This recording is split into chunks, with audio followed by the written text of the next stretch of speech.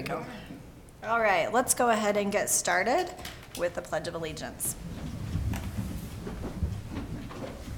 I pledge allegiance to the flag of the United States of America and to the republic for which it stands, one nation under God, indivisible, with liberty and justice for all. Pledge of Allegiance has a little extra meaning today. We've asked Commissioner Becky Wright to give a thought or a legislative prayer, so I will turn the time over to her. Thank you. Obviously, today, as we begin our commission meeting, we recognize that September 11th is a very important day in our country's history, and we can't forget the brave men and women who served and who died. And I just wanted to take a moment to share a quote by former President George W. Bush. "Terrorist attacks can shake the foundation of our tallest buildings, but they cannot touch the foundation of America. We will not tire, we will not falter, we will not fail. United we stand." I don't have much more to add from that, and I just wish that we would take, if possible, a moment of silence today in place of more thoughts.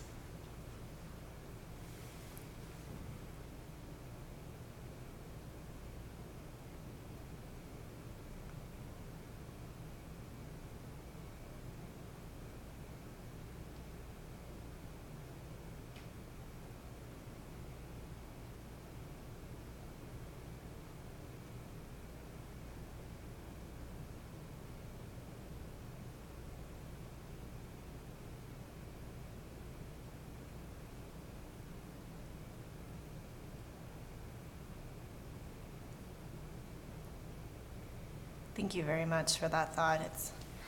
It's a tough day. All right.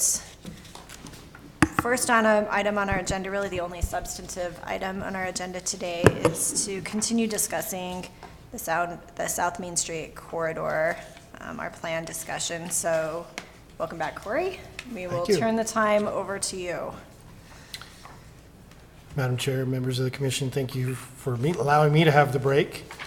I did have the opportunity to go back to the YouTube video and watch the meeting, so it was kind of fun to see it from that point of view and listen in. I thought you had a healthy discussion and it went well. You hopefully noticed that I tried to edit with our yellow highlights, which you talked about. If there's other changes, please feel free to let me know. The tonight is kind of the crescendo, if you could call it that way in a positive sense, is the discussion of a section 5 of the general plan, talking about the issue of residential and the potential for reintroduction. If you recall way back during the work session with the city council, this secondary or supplementary issue of residential was on the table for discussion. Whatever that plays itself out to be was yet to be decided, but at least we were to address that.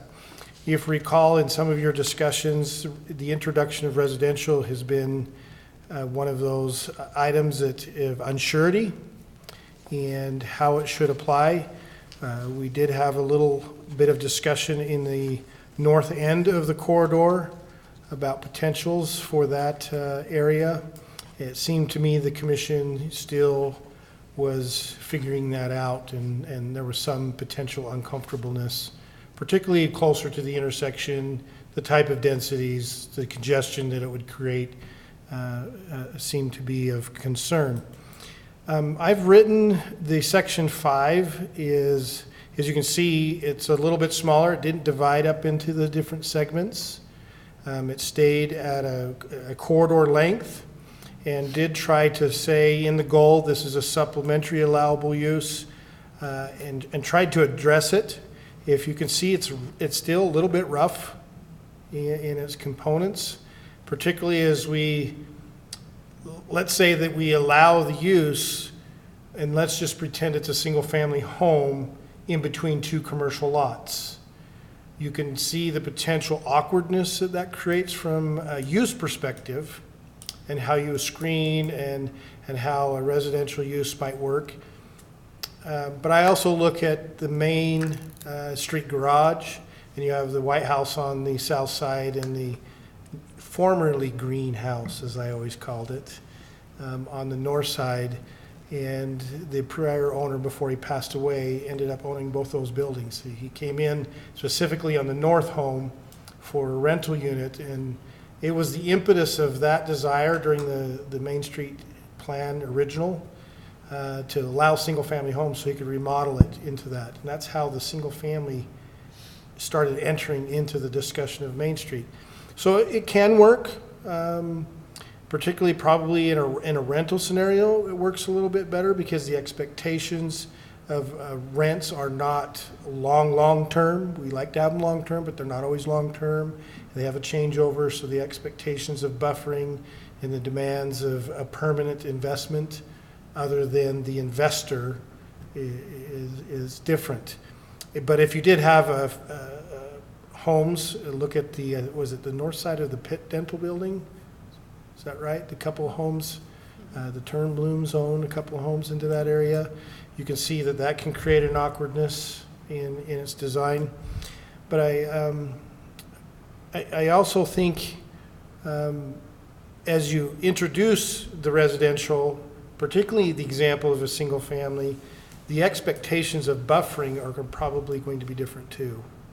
And so there's an awkward design element to try to make it compatible.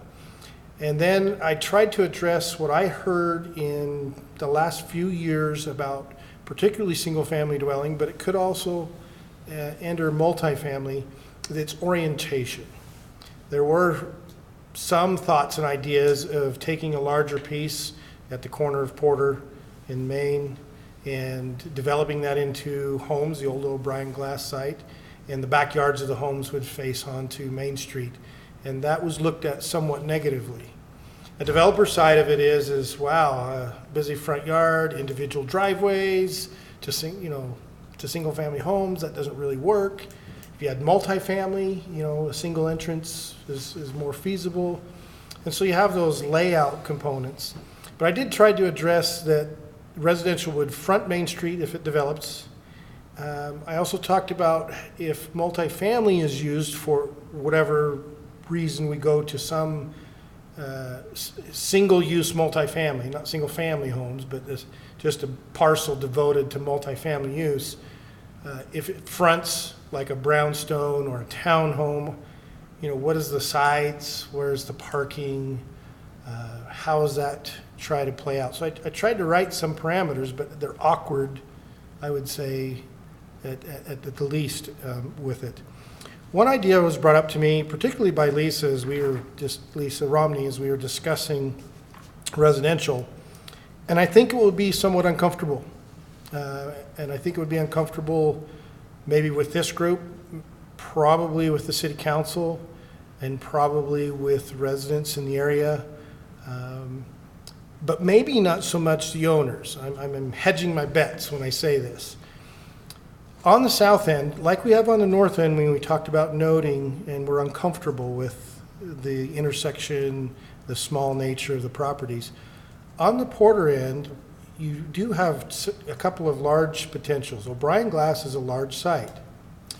I know the other side to the west, Cook Builders, have been watching the plan, and I've had discussions with Jeff Cook about reuse that site through the last 5-6 years. And he does look at the more of the mixed use that we have in the existing overlay. He has been kind of favorable to that. I'm not saying he's absolutely convinced of it, but he's been favorable to it because he can create an office for Cook Builders and then use the larger land around it for some residential development. Recently, the Larson Electric owners have come in and had some discussions. They own where the Hepworth Floral is.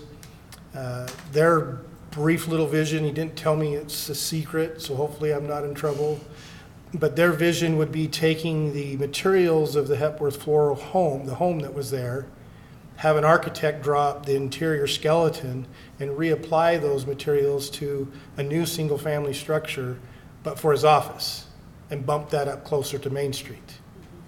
But now it comes into, because his view is your offices where you do your design and with your clients are more office and less likely a construction contractor's place. And so he would keep some yard for some elements, but then he has the corner building and the back is that Hepworth Floral is an L-shaped lot behind the corner building. And what to do with that? What's the value of keeping the corner building? What's the value of tearing it down? So I give you the components that there are some potentials of infill, and particularly towards the southern end, as described just a bit ago, where we could node some residential, and we could node some single family, if it might be, or some multifamily, because the struggle that I have thinking about the future is how much commercial and new construction are we going to get? And I think that's a big question. How much more new construction and infill of commercial will we really get? And I don't have a magic wand for that answer. Right now, for the next foreseeable future, housing, I sent you an article on rental rates. Housing is a hot commodity. So I do anticipate the uncomfortableness about residential is if we open up a gate, how big's the gate, how much? And I talked with Lisa a little bit, and we said we could probably strategically write a more specific language of the codes and limit how much of the area of the corridor. It gets a little rough because one end is being seen differently than the other end, and the other end might be attractive to the same market that the other southern end is.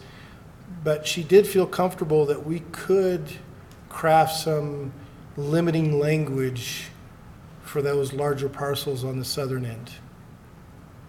A little difficult, a little tricky, but she did indicate that we probably could do something like that. So I'm throwing that in there because it's written corridor wide. I'm seeing that corridor wide is a stretch. If we're going to look at single family homes, interspersing them between commercial can be awkward. Southern end has some larger areas to redevelop, and the controversy of how much commercial would infill. And I'm going to set you up with those arguments and have listened to what you have to say. Thanks, Corey. Well, as I look at this, there are a couple of ways that we could start, and typically we go through section by section and give comments. I think that let's kind of start at the 10,000 foot level before we start jumping into the specifics here.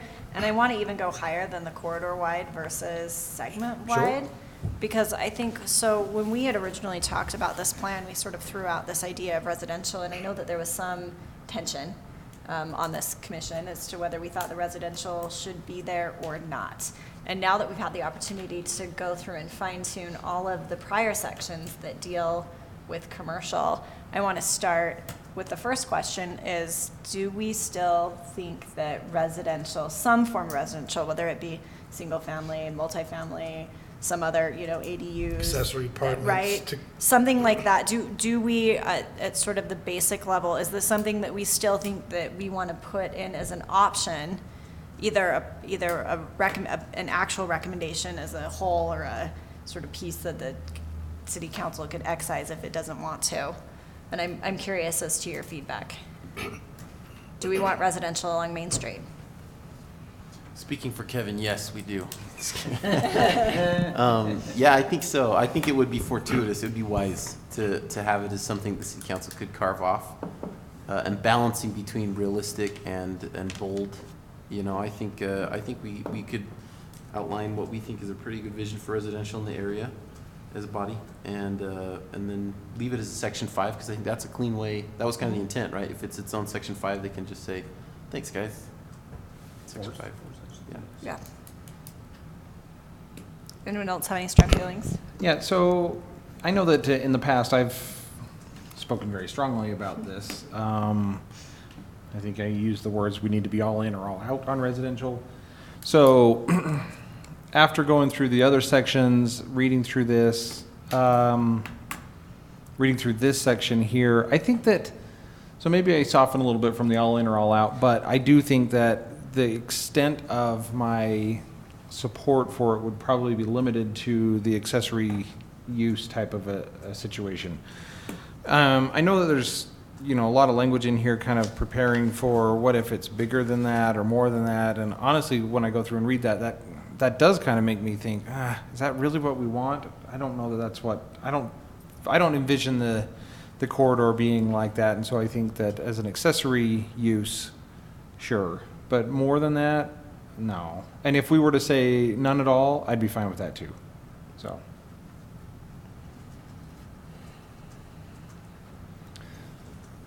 I don't know. It's hard for me. I'm the type of person where, when a dilemma is placed in front of you, if the immediate, the perfect option isn't available at that moment, I just act anyway, and sometimes it's not the best decision.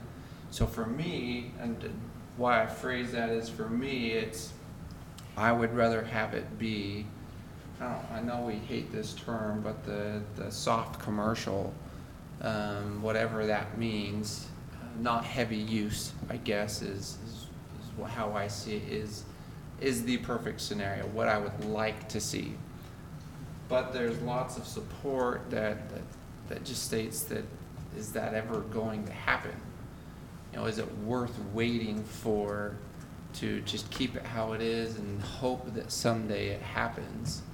Is that the right solution? To me, how I act in life, it's like, well, I don't know if that's ever going to happen, so let's make a decision and go with what, try and make the rules the best way we can to make the best decision and hope that it's right, I guess. So I mean, in a perfect world, I would say let's just have it be that soft commercial and hope that something good happens. But I mean, there's lots of documents, and the studies show that it probably won't ever really redevelop if that's how we leave it. So I kind of like this section 5 and that possibility is there for residential. So In my mind, the question is, if we allow residential, will that help prompt some of the surrounding businesses to reinvest? Because you get some nice new residential, and I view it, I don't love the idea of single-family housing along Main Street. I don't think that we should be promoting it. I don't think that it's going to be long-term viable. I think that that's not the type of Main Street that we're looking for. I'm more in Kevin's camp. ADUs, maybe some limited multifamily housing developments, but something that might help spur some of the related commercial properties to invest and maybe even get some cross synergy there with people along the way. But I say all of that with the thought, though, that as we've walked through this process, and I'm not sure that residential is where we really want to be pushing our Main Street right now. So that's why I wanted to start kind of at the high level, because I'm not sure I'm super on board the residential train right now. So I am in favor of keeping this section for a number of reasons. One, it was asked specifically by multiple city council members that we look at residential component. I think for us to take it out would be doing a disservice to what the city council has asked us to do. It would not allow them to see what we feel like could happen in that scenario. And two, because sort of as Corey was mentioning or discussing, I am, and I've said this, I'm a broken record, I am very supportive of whatever will allow the local Main Street owners of the businesses along Main Street to utilize their property in a way that keeps that area feeling very local and historic and small ownership. And what I mean by that is if we do allow some sort of residential component in a limited sphere, that could allow, I think that supports property rights. I think that supports our ownership, our local ownership, and can allow them to want to invest instead of not investing, and then suddenly just selling it to somebody because they don't really have a connection, or they're not feeling that return on their property and their commercial. So I am of the opinion that we should keep it in for those two main reasons. Now, we'll go through and we'll talk about the language and we'll talk about what we feel comfortable with, but that's my big picture. I personally don't want to hypothesize about what will or will not happen on Main Street, because I think we do that a lot, and who knows? So I would just say I personally don't want to. I see the argument of not encouraging single family along Main Street, and I see the argument that current residential along Main Street is single family. So if you're respecting the historic nature of what it is right now, then why would you not promote that? So I can see the tension between the two and understand that it's a nuanced problem. And so we'll go through that later, but that's my big picture feeling. Yeah, I wasn't suggesting that we should take this section out. I think that we should leave it in. Right. In my view, I think I went into this process thinking I wanted to keep it in there with the expectation that the city council may excise it, and now I'm sort of flopping in my own mind and saying, well, I'll include it in, but only to give the city council the option of keeping it, if that makes sense. It's sort of the opposite viewpoint, but it's not a strong preference. I'm kind of on the fence about the residential. I agree. I think we should include it in what we send to the city council. I think that we spend time on it, we make it the best that we can imagine it to be, send it to them and let them decide. But I like the idea of saying this is an optional component, just like we've got it here, and leave it to them. So it sounds like we are mixed, because I wanted to get a sense as to whether we had a strong preference for residential or not, because that may drive sort of how we envision this residential component. And maybe the best place to start is with Corey's question to us, which is he's drafted it corridor wide. And are we comfortable with applying this corridor wide? Would we like to break this up into, for lack of a better term, a north end and a south end plan with regard to residential? As I was looking at it, I think corridor wide would match the desire of this commission if you axed 5A7, which is the idea of primary use for residential primary use. Meaning, if you kept it to some of like 5A1 through 5A6, talking about the accessory use expectation, 5A6 specifically, that talks about no more than 3 dwelling units, 40% of the gross area must be primary commercial. If you have those mechanisms, I think you could go corridor wide with that, and I think it would achieve the intent we're going for. But if you're going to go corridor wide, I'd say you got to axe 5A7 if you want to match the desire of the group.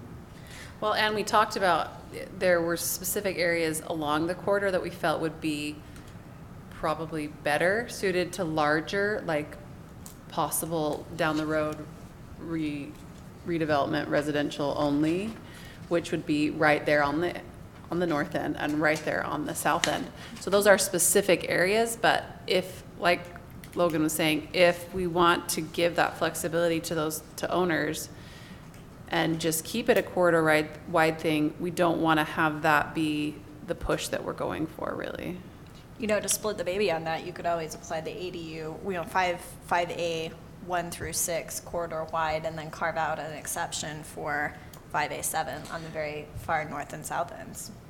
I would take it a different way, though. I like the idea of having it be a corridor wide, but I would almost say let's essentially merge 5A6 and 5A7, and instead of just saying 3 dwelling units per commercial use lot, put in an intensity of 6 to 8 units per acre or something like that, so that 5A7 really says, yeah, let's leave the door open for this full-blown residential type stuff. And I don't think that's necessarily what I want to do, but I do think that we want to leave it open for accessory units corridor wide, and whatever that means, whatever makes sense, and how that looks good or doesn't look good, and do it that way. But I do think that it would be a good idea to throw in some type of, intensity range, units per acre. Well, I'll tell you this much, if you put 8 units per acre, that's gonna be a big red flag to city council and to some residents in the city. And that's true. You're right, because we did hear that from city council members in the past, that they'd be comfortable with 4 units per acre. But I guess 4 to 6, I think, is probably closer. But I guess part of my concern with 5A6 was if you say not to exceed 3, Corey, was the idea there that it wouldn't exceed 3, but would also be governed by a units per acre type of a thing, or? It was just trying to say, I think it's kind of parsing 6 and 7 to be differently. What I did hear in some of the work session is if a commercial use has a couple accessory units, I'm okay with it. So I'm trying to say, okay, constructing one doesn't seem cost effective to me. 2 to 3 is accessory still and makes it more cost effective, but not occupy a large part of the commercial lot. Yeah. So I'm thinking still in a mixed use scenario, and the use of the 3 units is to supplement changes to the commercial.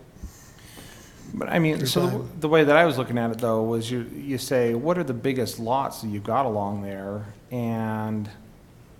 or rather, what are the smaller lots that are along there? You've got a relatively small lot. Now you're going to cram 3 units on there, and if you do the math, it works out to be 12 units per acre or something. And I don't know that that's what we were trying to go for either, right?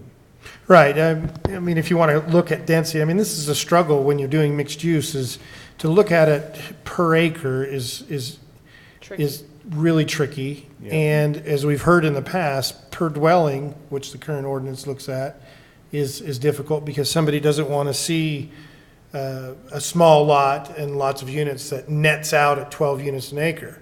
But at the same time, the struggle is if they can meet the parking, they meet the height restrictions, they meet all the elements of design, I'm not as worried about 12 units an acre because they're just capitalizing on the 3 that they can get, and that incentivizes the rest of the commercial building to upgrade to the standards that we're looking for.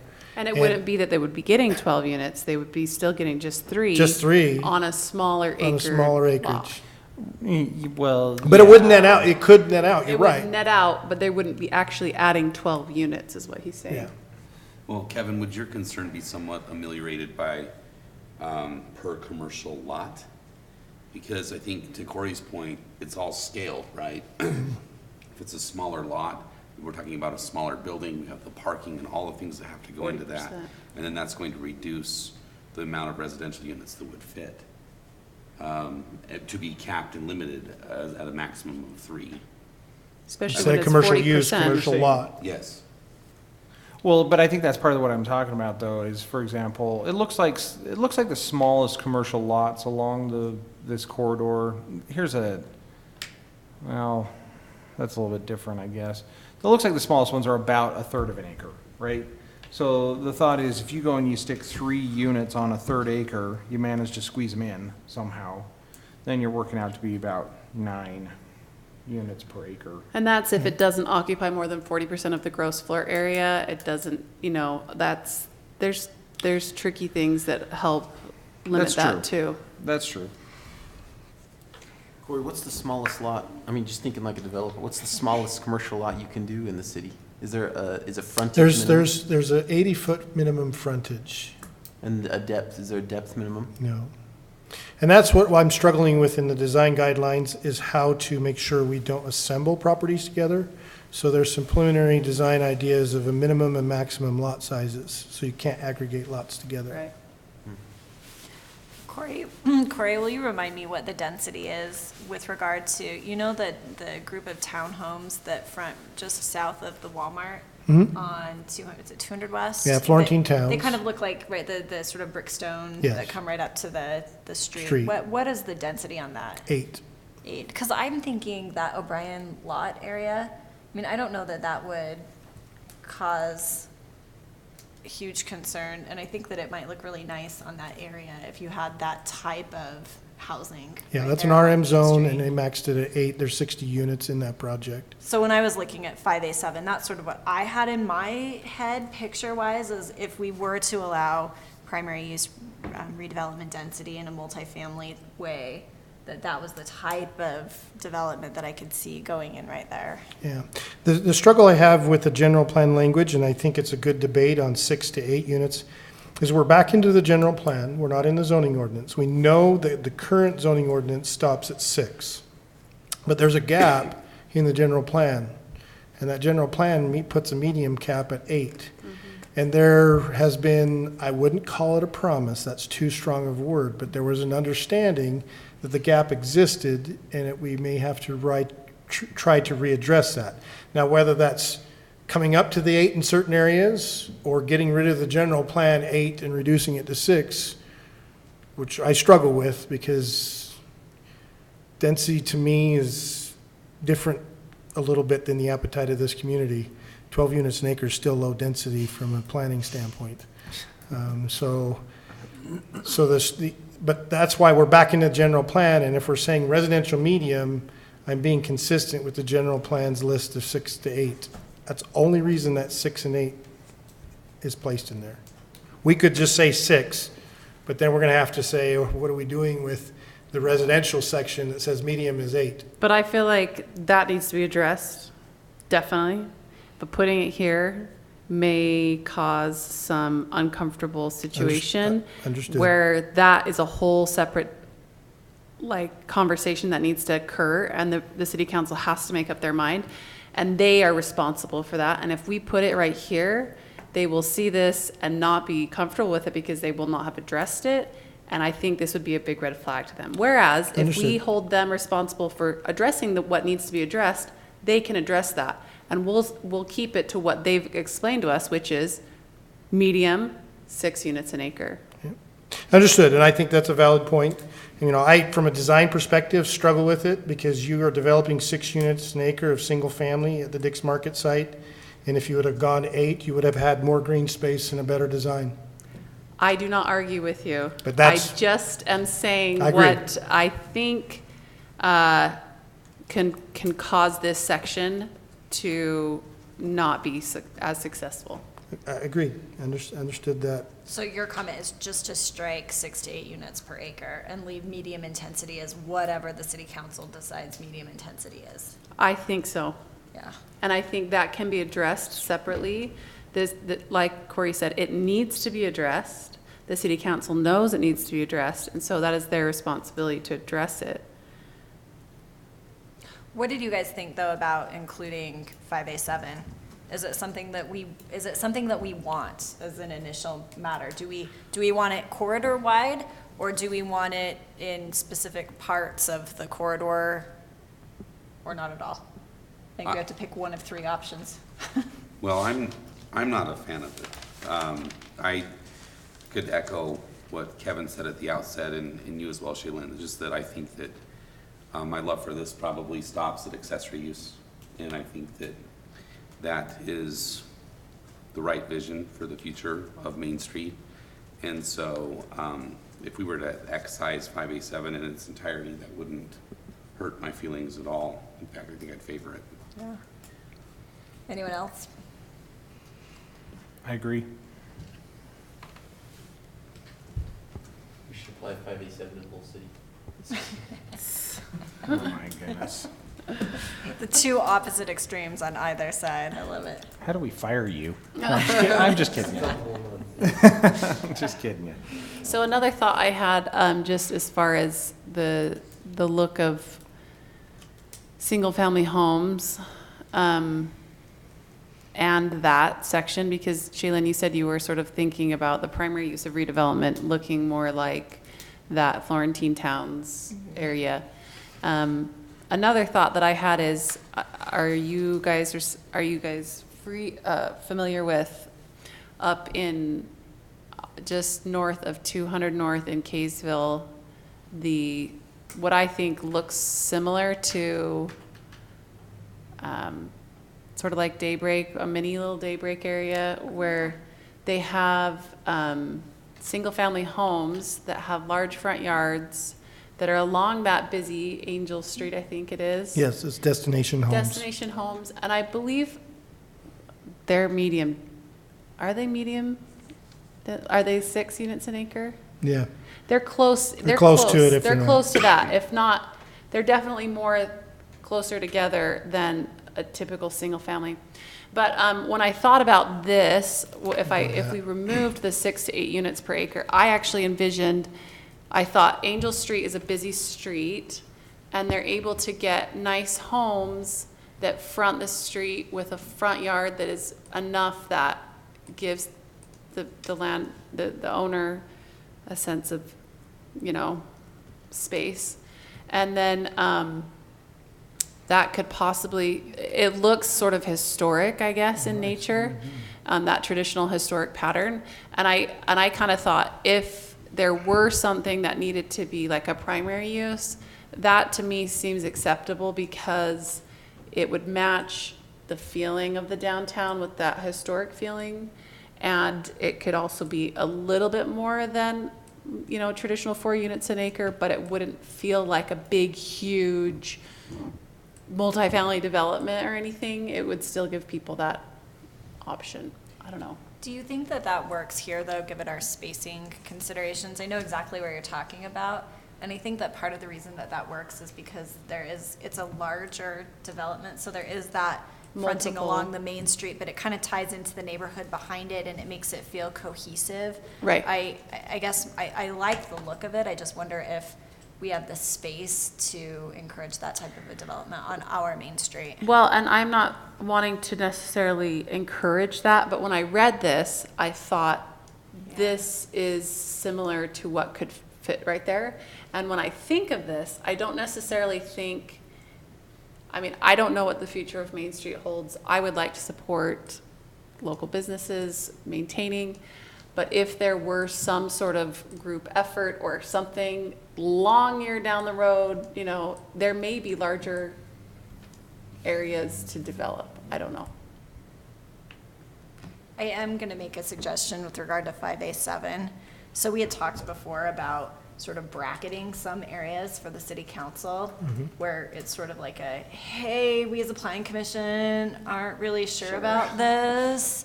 And I think that 5A7 is definitely one of those things that we should bracket.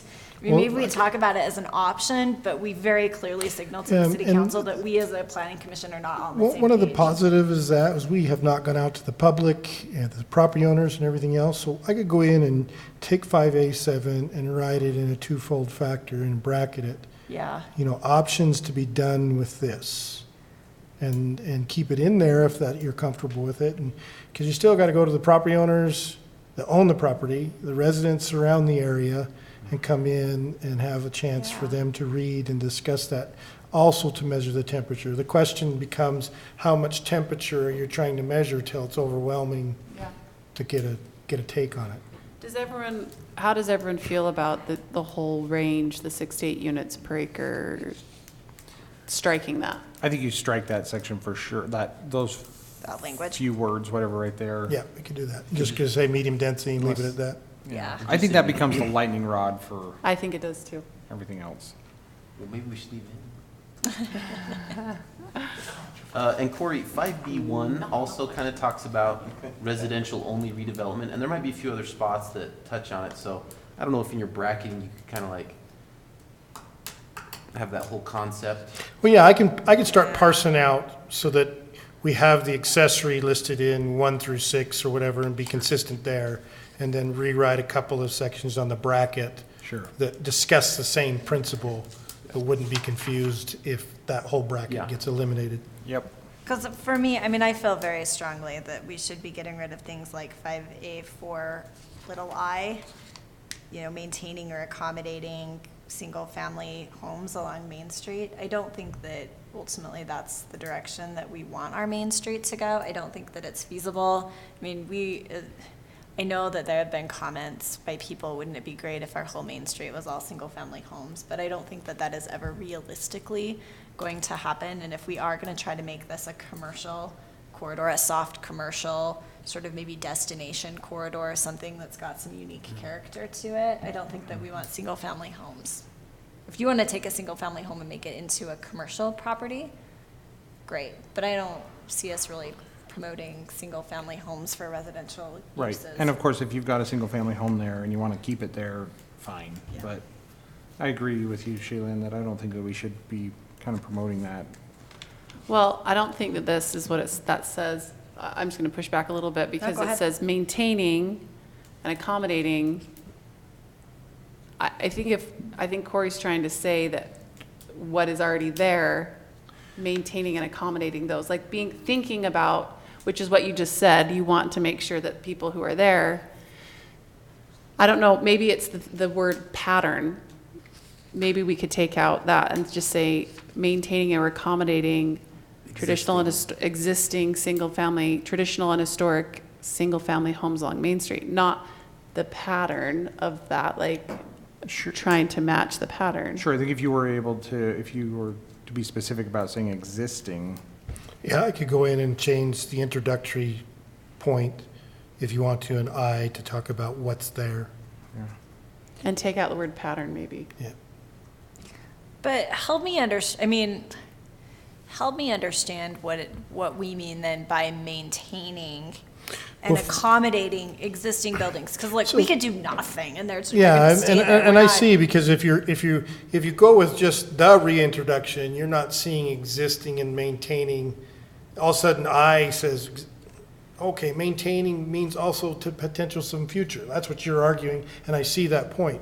From my standpoint in trying to draft this and figure things out in a whole way, is if we don't have something in the general plan about single-family homes, then the zoning ordinance is going to put them in a non-conforming status. Okay. So I'm trying Which to you might say, be fine with. which we might be fine with. You're correct. Single-family homes, you stay, you're in a non-conforming status. Whenever it changes, you come up to the new standard. That's one way of approaching it. This one approach, maintaining or accommodating, is kind of what it's both the way I wrote it. It's what Becky and Shaylin are saying. It's saying, look, we want to recognize the existing ones and put them in a permitted use status so they don't feel penalized for keeping it there. But it's also saying, when the design standards, if and when you build a single-family home, this is what we're expecting. So it's two sides of the coin saying future and existing. And I'm hearing pushback on The future. The future. the future part of it. Yeah. So if someone who owns a home on Main Street were to say, I want to reinvest in my home, or I want to bump it out, or I want to fix some stuff, and they spend enough to trigger whatever the fetch it is, then if they don't have this in here, they might be non-conforming, they might not have that option. You might have taken off the table their ability to reinvest. Whereas if you have that I in there, they could say, well, then I can apply for this zone, and I can look for support in the general plan for that would allow me to reinvest in my home. Yeah. Right. Okay. I appreciate that clarification because I was not reading it that way. I have no objection to allowing existing. So what owners I to hear is to maintain. reformat 5A4 to talk about reintroduction and maintaining existing, fix I to talk about the existing. Yeah. But then I've got to go back to the other elements about design that's expecting new single-family and start Bracket. figuring that out. You know, one thing that I saw that was not in here that I really expected to see Uh-oh. was an east side, west side distinction.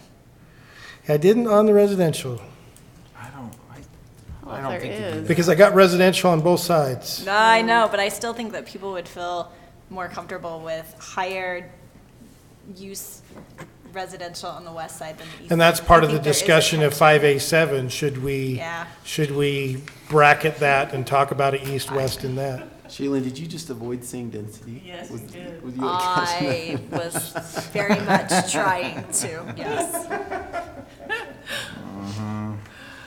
By the way, have Yes. any of you guys watched the Brexit debates? I think we should talk like they're in Parliament. Talk about what? The Brexit debates? Yeah. No, I'm sorry, Well, I yeah. should not. The backstop. We need to talk about the backstop. Yeah, that's right. Whatever that is. Okay, so I do hear the substantive changes are the issue of the, keeping it into the accessory component, bracketing any future use, and fixing the language about existing and future in Yeah. the Yeah. code. Yeah, because I really do support ADUs along this area. I think that that is a really good infill idea. I think that it allows for the type of supplementation that we're looking for without changing the character of the main street, without really taking away a lot of the focus from the commercial piece of it in a way that I think people could get on board with. And then on the bracketing, if it's okay, I'll explore some draft language about east versus west. Well, and before, don't no, think no, wait, so. before you do that, I really want to get, Okay. I only throw it I out was there just because I was giving you an expecting to option. see it. I'm not even advocating for that necessarily. I'm just saying I kind of expected to see it. So before you bracket anything or write it in, does anybody really care? We've just had so many discussions about east and west that I say leave it out. I'd like to keep it consistent between Yeah. the two sides. Especially if we have 5A7 in there and we just clean that up a little bit, then what you're thinking might be more applicable to the west side is in 5A7. You do True. talk about height differences earlier, don't you? That's Yeah. on the commercial stuff. That's a little bit of a struggle in a design parameter because I do have the west side in my mind. You look at Bamberger, Matt's Place, and the building may meet the code requirement of, let's just say we had 25 feet both sides, but it's going to be extra tall on the backside because of the grade. Yeah. And I've stayed within this, saying, in my mind, in the design parameters, I'm staying with the measurements taken from top, back of curb. So now I have this issue of, do we want more height on the west side? Because there are parcels that are at grade versus the parcels that are not at grade. And it gets awkward, because if you say it's at top, back of curb and say 40 feet, then the west side on the grade properties gets the 40 feet because it's measured at top, back of curb. And the other one gets the extra story underneath if it's a grade. Or do we want it symmetrical at 35 feet along the corridor, both sides, top, back of curb? I'm still wrestling with that design parameter. Well, in your wrestle, I'd vote that we keep it consistent along Main Street. You do top, back, and curb, Yeah. so that you're staying on Main Street. And if memory serves, the west side may be more, what's the right word? Might have less of issues if you have that extra story and the extra height on that side anyway. On the right? backside, yeah. So it kind of works. So I need to create some consistency in the general plan language with the future design standard so that we don't have a disparity there. What about with regard to the environmental design expectations in 5B? Does anybody want to weigh in on what Corey has suggested here in terms of residential design expectations or the orientation or pedestrian connections? 5B4, I thought, was maybe a little contradictory, meaning you're talking about if we allowed for single-family residential to back up to Main Street, it sounds like we aren't, then 5B4 would have prohibited that, right? Am I reading that right? Say that again? So if you read 5B4, Yeah, that's what I was reading while you you're. can't put a fence along the sidewalk, is what I'm reading there. Right, and on the commercial design standards, we've got a 10-foot setback So for the landscaping. Yeah. And you've got the wall for the element, because we don't want a concrete wall, but you got an element screening the parking lot. So I'm allowing the fencing to come closer to the street, but not to the sidewalk. Anyway, if we axe the idea of single-family residential use backing up to Main Street, then that's a moot point, maybe, and 5B4 could remain. In the event you wanted to allow single-family residential that backed up to Main Street, people would have to have this awkward gap between the fence and the sidewalk. But we don't have the ability for Yeah. them to back up to Main Street. No, this is the idea, your front yard fencing, which is only 4 feet in height. That'll be a standard that's used. you can put it closer to the sidewalk and add more yard space to your house than the 10-foot landscaping on the commercial. Because if you look at the design parameters, I'm asking for extra elements in the front yard Yeah. besides the house. Mm-hmm. But I'm Courts. trying to eliminate, when you come down to the residential section and you got the street trees, the plum trees on the west side, and the corner fence lots are all right against the sidewalk, Yeah. 4 feet. Yeah, that's really, first of all, the tree limbs are way too low, because you got a plum tree. No offense if you, I know arborist here may love plum trees, but they're too low on the branches. I'm sure she'd agree with me. I don't own a home with trees in my park strip. Yeah, okay. So I'm good that way. And that fence, I mean, it's just really poorly designed. Well, I like 5B6. I like 5B5. I think that looks really good. I think we do have to, I did highlight the building orientation section for us to just consider kind of what Logan was saying. Because right now it's not allowing any backyards to Main Street. And Yeah. Which is how do you fine, feel though. about that? Well, which is fine. Two things. This is general plan, so this isn't code. So this is kind of guiding code. So we understand it's a design guideline. It's probably more intended for those properties that would front and have access to Main Street. So after I thought about it, after I said, I kind of wanted to take it back. 'Kay. I thought it might be a moot Okay, point. good. See, I'll be honest with you. When I was reading through this section, this was the section where, when I start to envision it in my mind, it's like, no, I don't think this is what we want in Main Street with the residential Yeah. only type of stuff. So, you know, what I would like to see here is essentially say, if we're going to do accessory units, here are some additional things to think about with how that residential interacts with the already existing design guidelines for commercial, and some additional things to think about. You know, the parking is an important part of that, so maybe we need to talk about that type of stuff as well, and how that interacts with the commercial part of it, but not the rest of it. Like, honestly, when I was reading through this section, this one I was like, that's not. Yeah, because this is trying to address if you had a Yeah. standalone Yeah. Standalone. residential development, and Yeah. how would it look? And if you're uncomfortable with that, we need to reset. Well, Few of the could you parameters. put that in the section that has the, you know how you're gonna kind of pull that out? Mhm. Maybe you could sort We of could reorder some of these. reorder that with it, and then I Yeah. like what Kevin said about maybe residential built environment design expectation, maybe having like an opening paragraph that talks about, you know, accessory dwelling units, and then having some ideas underneath that. Yeah, and then bracket out the other design Is like that you were okay? talking about. Yeah, Because they are very different They do types feel, of, yeah, Sure. they do have different feels. That's a good point. Yep. I did say this was a rough draft, right? Yeah, that's. You know, I mean, I will say though, Corey, I think that you've done a tremendous amount of work in a way that really has helped us focus our discussion. I mean, I think that the way that we have tackled this, sort of section by section, has made a lot of sense, and I feel like we've made a lot of progress in the way that we've done it. So I appreciate all of the effort and the work that you've put into it, because it's been a lot of work, a lot of careful thought and consideration. can I have a couple more comments, unless you want to keep talking about that 5B area? No, please do. So, the very beginning of this optional component, the very first sentence is the sentence, although South Main Street never became a strong merchant focal point, this small section of Main Street corridor did and does provide needed local community services. I absolutely love that. And I feel like when I go back up to the other sections that I started reading through, because I wasn't sure if you had changed those things from our meeting, and so I was kind of reading through before I saw your highlights and everything.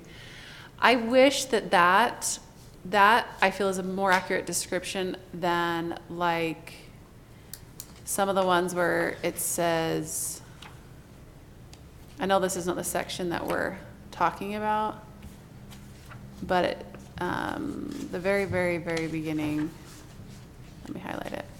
Significant, or wait. This one. Main Street has been generally regarded as Yeah. the traditional commercial area of Centerville, though in reality it never became a strong merchant focal point. That's the one you're talking about? To me, that just seems like, it just seems like the focus is a little bit different. And I like the focus of this one. It feels more accurate to how I feel. And You're talking about goal ones, saying it in reality never became as strong? yeah, Versus, now that's copying the language of I mean, it's the similar. existing it's- general plan Yeah, stuff. it's similar to goal 5, but goal 5 just has a perspective that is a little bit more optimistic. Not optimistic in a not talking about reality way. Right, maybe a But consistency with that. just, I think it has a more accurate depiction. Okay. I don't know, what do you guys think? Yeah, well, no, I do. I agree with that. And in fact, one of the bracketed areas that I have, talking about being realistic, is on 5A1. Yeah, I'm gonna talk about that one next. Yeah? Yeah, let's be optimistic, except for here where we We're think not gonna be it's doomed. optimistic. I We're- totally agree. I hate that part. I was It's gonna say I doomed. love this part, Corey, but I really don't like 5A1 for opening paragraph or opening sentence. Right, and yes, and in fact, I don't know what you have in mind, but I would almost cut out that whole first sentence and just say some strategic residential reuse or redevelopment in the Yes. future. To support the, Uh-huh. Yes. Maybe Uses of appropriate in the corridor, within the corridor, and get rid of certain parts. Yeah. Right? I felt strongly about that, and that's actually, we see this same sort of sentence earlier, and I highlighted it earlier too, especially on page, I should have like tagged it or something. I can go through and check those sentences. It's page, there we go. Page 5. That whole thing, there's like these check marks that talk about the vision, the corridor plan vision. The third from the bottom check mark, significant Yeah. growth, it's the same type of idea. Yeah. And I feel a little bit uncomfortable with that, especially just given the fact that we're trying to really have like a vision and really try to focus on what we can do and what we feel is great to focus on, I guess. I don't know. So I don't love that check mark, which is out of the parameter of what we're reviewing today, but I did go through and I did look at that. So, Yeah. I don't know. How does everyone else feel, besides Kevin and Becky? Well, I mean, I guess I read that section as being sort of the alternative language, right? Sort of like if we want to include that type of residential that Corey was trying to draft for, that I think that we've sort of gone away from now. That was, I think. Right, this is your original, what we intent. talked about. But so I think that you're right. I think given the direction that we've told Corey, that is no longer. Right, it's morphing to a little Yeah. different. I can go through and Yeah. change all of those. Although I think that you make a really good point, Becky, about the emphasis in this first sentence of Goal 5 about focusing on it does provide needed local community services. And I would be in favor of sort of adding that concept in other places. Yeah, I'll take Yeah. that That's what I would tone and take all these other sentences and correct it to that tone. Which, if you go to the tone like, on page 4, the very first paragraph on page 4, it says, accordingly, the South Main Street corridor context is to maintain and even promote opportunity for local owners to be successful for as long as possible. I think that it just sounds a little bit patronizing to local owners, and I wonder if we could take out even and for as long as possible, so that it says, accordingly, the South Main Street corridor context is to maintain and promote opportunity for local owners to be successful. That's, to me, I'm trying to a look much where you're more at. positive and supportive Where you at, page 4 you comment to said? local owners. So page 4, the very first paragraph, the second, like the second real sentence, accordingly, starting on accordingly. It says, accordingly, the South Main Street corridor context is to maintain and even promote opportunity for local owners to be successful for as long as possible. To me, that sounds, that's the part that is a little bit uncomfortable. So if we could say, is to maintain and promote opportunity for local owners to be successful. That is much more, to me, as a city, telling our local owners, we support you. Not like, well, we'll even promote for as long as possible. It's just like, oh, I don't know. It just feels like a little You're lacking. taking it personal. If I were a public, or if I were owner, I would say, oh, they really support me. I don't know. Tell us how you really feel. I know, right? Nope. I never tell you how I really feel. No, we can go ahead and change that. I'll play this part a lot, but I just really want to make sure that we're considering what we have right now as we're looking towards the future. Not to keep it the way that it is, but just the people. I took the even as we're excited, even to promote you the opportunity. You're taking it as, yeah, even if you do that. Even promote for as long as possible. So we'll take it out, because if it's read that way, what you write, what people take it as, that's the important part. Yeah, I don't know. Did you have another comment? I had some more, but they're not in the residential section, so I don't know if we should give these later. So my suggestion, if you have No, them now, if you have feel free if to you have give limits, them. just send them to me. Okay. But I'll go through the document. I know that to make we sure I catch changed- them, tell me. I what know that they we are. changed a couple things, like additionally, walking and biking with this corridor ought to be at least an equal priority mode of travel. We changed that last time. We didn't want it to say at least be an equal priority, because that to us, we talked about that. So I guess I'll just highlight some. Yeah. And if you want to go just- back and look at yeah, our send- previous I'll make sure I notes. go through that, but for double checking, Okay. somebody who's reading, just Okay. page 4 here. And I'll Perfect. go back and change it. And if there's anything that we didn't talk about, I'll just say, we haven't talked about this yet. This is my thought. You can bring it back to the commission. Yeah, I can highlight it with a color. Yeah, because my thought here was, as we went through section by section, you were incorporating things. If anybody Yes. saw anything, I welcome people to tell Corey. But I think that now that we've gone through this, at the next meeting, my proposal would be, okay, now we look back through And make sure all of everything it, really right, did into get. one Yeah, solid document. reproof and Yes. make sure contextually everything's related. Yeah, we can do that. Yeah. Great. Did anyone else have any? I didn't quite bite this one the way that I normally do. But I did not want to preclude anyone if they had any additional comments about the sections from giving comments. One last comment. I think that, that 5A for Ivy, providing housing options to support moderate income accommodation strategies to adopt the city. I think that this avenue of accessory dwelling in the commercial uses has a higher chance of providing moderate income than you would have with a new development. I agree. That would push market rates. So I just thought we might actually be able to build affordable housing in 7 spots in the city. In 7 spots. Which is 15% more than we're obligated. So- No, I'm just, All right. I agree with that. Very helpful discussion. I really appreciate all of your thoughts. so do I, because that was a little bit harder. You did a great job. I liked it. Thank you. Okay, well, with all of the excitement done, we will now turn to the only other remaining major item on our agenda, which is the community, before minutes, of course, which are always the highlight of our meetings. But let's do the Community Development Director's report and City Council report. Corey? Thank you. We have your meeting scheduled for the 25th, correct? We have received an application to amend their site plan for the Arby's gas station, not Arby's fast food restaurant, the Arby's gas station on Parrish. They want to make some changes given their franchise changes that are going on, so that'll come before you. I begin the South Main Street overlay ordinance, but I can replace Yeah, let's do this. With Let's do this complete one redoing first. this, so we'll put that in. I have put a draft together of that, by the way. Still working through some of the design details, but, so I'll replace that with the overall review and proofing of the document.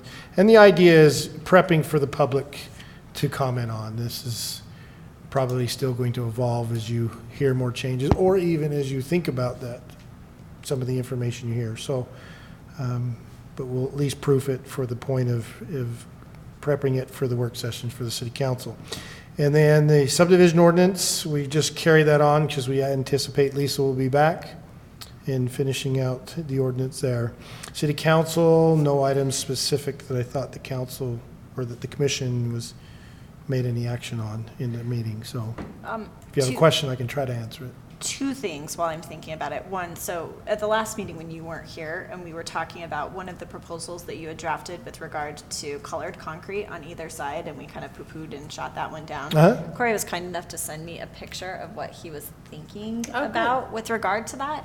Let's see if And I I can- would love to see you if you, during the next meeting or Okay, then whatever. I'm bringing Like, it- let's, as we're going back and looking at the entire thing, I think that it would be helpful for the other commissioners to see sort of what your vision was, Okay. because I had a different thought in my head, and what you sent me was, I was actually okay with. So I'd like for you guys to see it, and let's give some reconsideration to whether coloring, I'm not trying to change your minds, but I think that that gave a better No, idea I think of you what just look Corey at was it thinking. just as a verification of Yeah. whether it has merit or whether it's not. I just happened to be at a Raptors game and had to go get the car for Janie, and she was staying with one of the players' moms that had come into town. And so I went and got the car, and I just thought, I'll take this quick picture and Perfect. send it to Shaylin. It gave me a better idea of what you were thinking, because I actually had a different concept in my head when we shot that one down. Second thing is with regard to planning. So there have been a couple of planning opportunities that are coming up. This is the first year that I realized what our budget is as a planning commission. Because we don't So- really for disclose your low budget and pay. We actually don't have a very big budget for training, for outside training.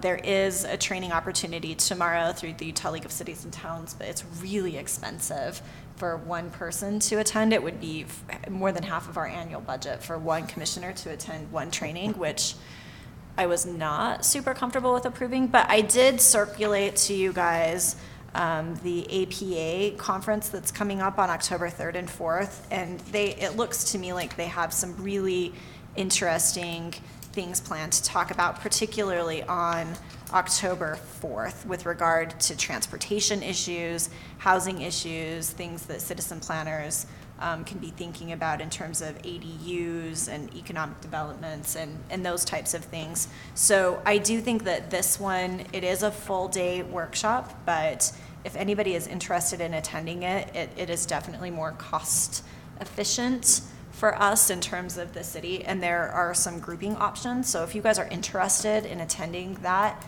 let me know and we can coordinate it with the city, because it's $95 to attend one day as planners, but if we get a group of people together, it's $250, and that's for the entire group and for both days. For So, both days? For both days.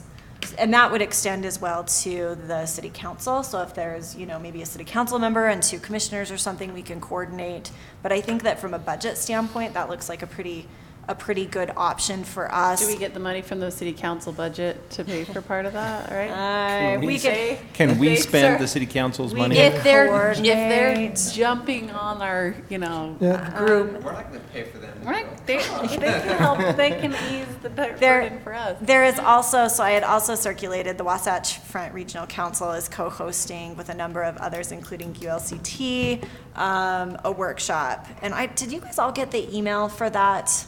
It came out for me, and it just automatically went on my calendar. It came out as a calendar invite, but that one is free. And it looks like it is gonna piggyback on the Utah League of Cities and Towns presentation tomorrow. So I would encourage anybody who can attend that one to When's that one again? participate. So that one is on October 30th. Okay. From 4 to 6 at the Davis County Administration Building. And I am going to be trying to do a better job of watching for other training opportunities. I know that several of us had the opportunity to take advantage of some training this spring, which I thought was really helpful, but now I'm going to be a little more Yeah, cognizant and of this I'll budget. take some hit from that, Shaylin. I mean, part of it should be staff coordinating with the commission.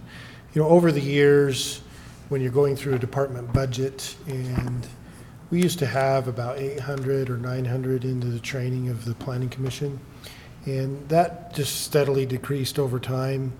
Lisa was doing the mandatory in-house training, and we had a couple of trainings about planning with the commission. And so we kind of adopted that staff would try to do some of these trainings, and we've given you the mandatory, but we haven't given you maybe some of the other trainings. And because Steve left, and it's always great right now when you have a new city manager and one just recent, you open up the envelope and it says, any problems, blame the previous city manager. So I'll blame Steve. You can't blame Steve. And kindness to Steve. Unblameable. Steve's a nice guy. As we went through department budgets, we would parse down different elements through time. And Planning Commission was an easy target to parse down. So if there is more interest, I don't think there's anybody on the city side that's thinking that parse down is that you shouldn't be going to planning. It's more just controlling the budget and how much is in a department. If there's interest to more outside training, we'd be happy to put that in the budget, and we can talk about that in our goal session so we get it into the budget. The other issue is the negative side is the high pay that you're receiving in a volunteer service and your personal time that you take in all of this. I wouldn't want you to feel so obligated that missing out training, you're not performing your duties.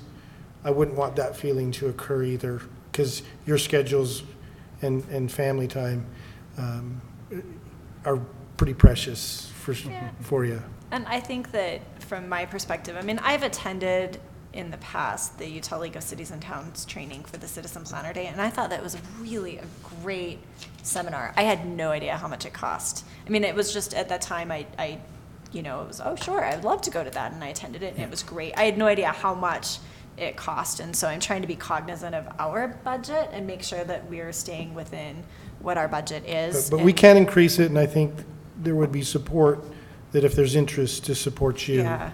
And I think that we should look at least sending one person a year if we can to that, just having attended it once before. I do think that it is a valuable seminar for us to attend, so I would encourage the powers that be to look at increasing the budget to allow for that. But I also want everybody else to feel like they can attend training if they want land use training, Right. you know, affordable housing training, new stuff that's coming up. Because and I want you to know, Corey, I think that you guys do a really good job when it comes to training.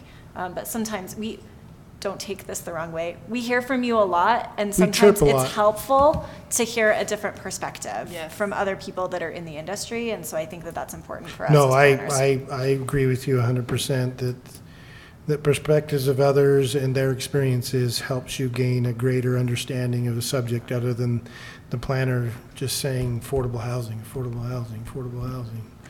Everybody's heard me chirp about that, and I know that it's, I think what it is not disrespect to me or the issue.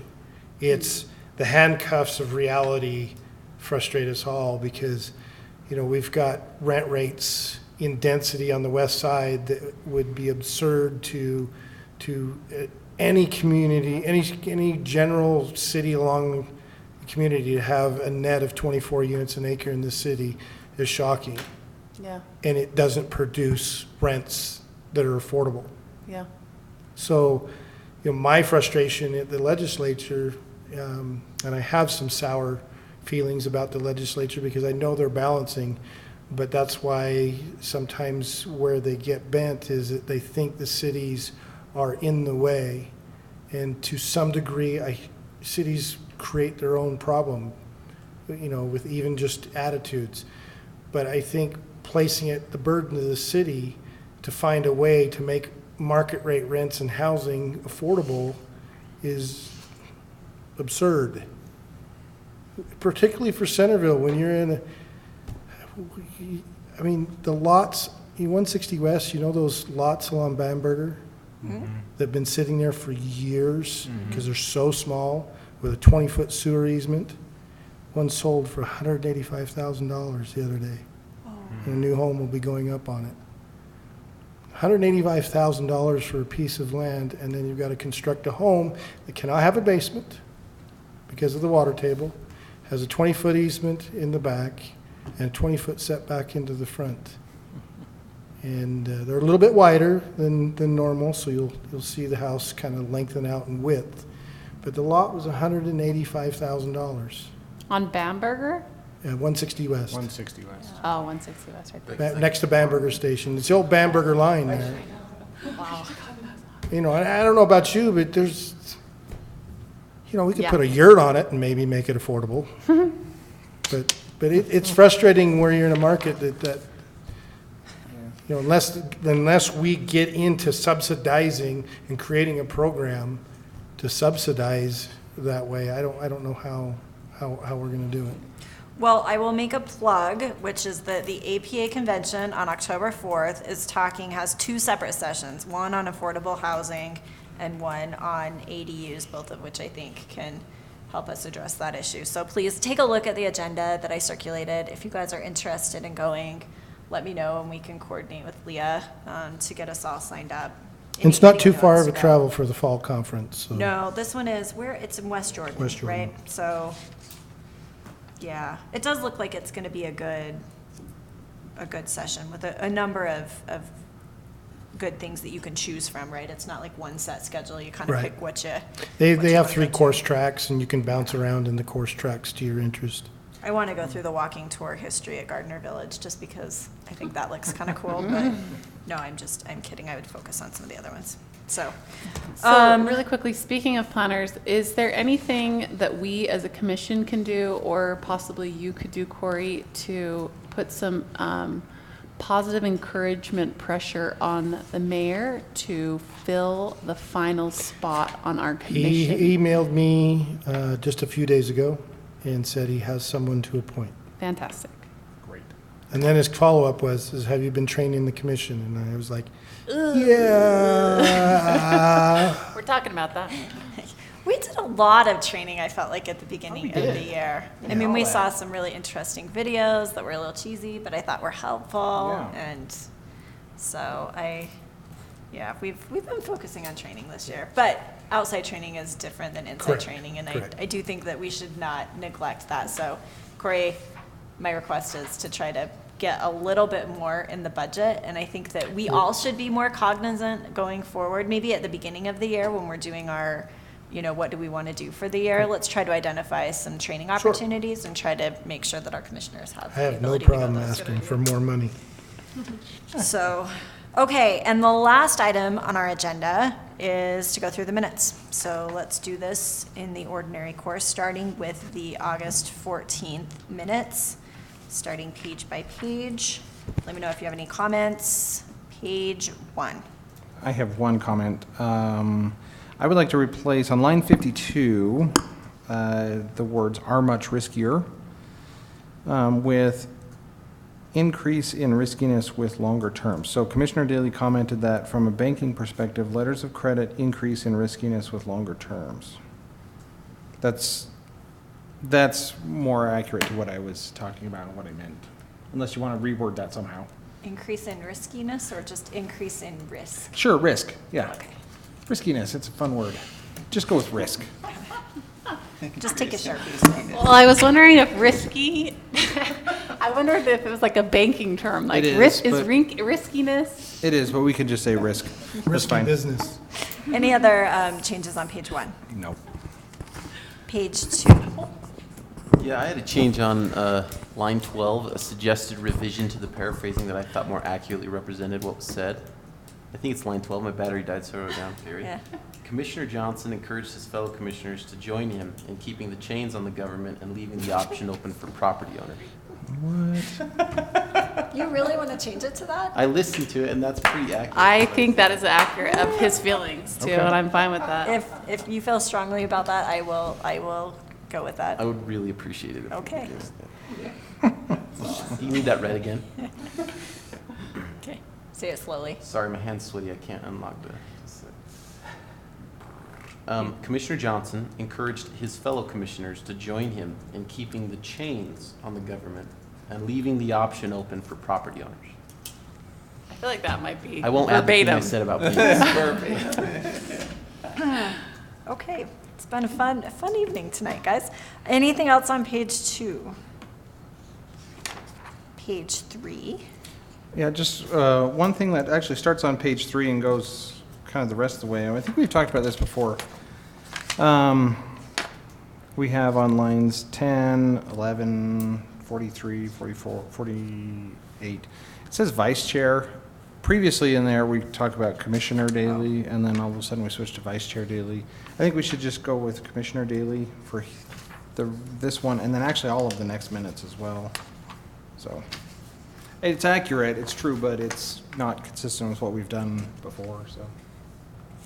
It's good to have it be vice chair when he is acting as chair. Yeah. chair Yeah, when she's gone. Right. Which is never. I'm I'm okay with that. Don't tempt me. Okay, any other corrections on page 3? No. Page 4, which, by the way, I'm going to point out, I love that Leah gets to sign these now, because it used to be really hard, like have to remember to come in and sign the minutes, and so it's really nice not to have to do that anymore. So, okay, the chair will entertain a motion. I move to accept the planning commission minutes for Wednesday, August 14th, 2018, as amended. Second. It's been moved and seconded. All those in favor? Aye. Aye. Any opposed? Moving to the minutes for August 28th. Any changes on page 1? Page 2. Just the same vice chair comment there. Page 3. Corey, I want you to know that I sort of came around on the bollard lighting, but I had to Google it. Yes. And yeah, they kind of pulled me around a little. Page 4.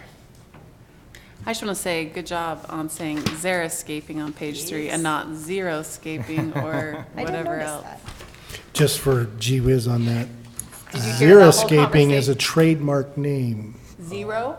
Xeriscaping. Oh, xera? Xera. X-E-R-I. I. Is actually a trademark name. Wait a second, that's what we have in our minutes. Is that problematic? You want, it's fine, you said it in the minutes, but I'm just thinking. But is if- it like if- Band-Aid and Kleenex? Mhm. Okay. Interesting. Just so you know. I did not know that. I move that we adopt the minutes as amended. Second. All those in favor? Aye. Any opposed? And I move that we adjourn. Second. All those in favor? Aye.